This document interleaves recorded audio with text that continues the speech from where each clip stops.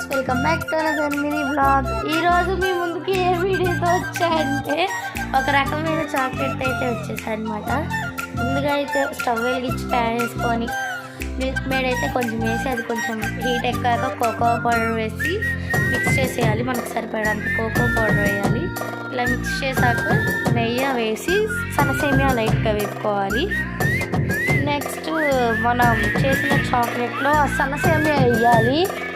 కలిపేశాక జీడిపప్పులు వేసి నెక్స్ట్ మేమైతే ఒక మౌల్డ్ తీసుకున్నాం. ఆ మౌల్డ్లో అయితే చాక్లెట్ అయితే ఫిల్ చేయాలి. మొత్తానికి అలా అన్నిటికైతే వేసేసుకున్నాం మేము. మా దగ్గర ఒక్క మౌల్డే ఉంది. నేను తొందరలో కునాఫా చాక్లెట్ కూడా చేస్తాను. అలా అన్నిటికి వేసుకున్నాక ఒకసారి ట్యాప్ చేయాలి.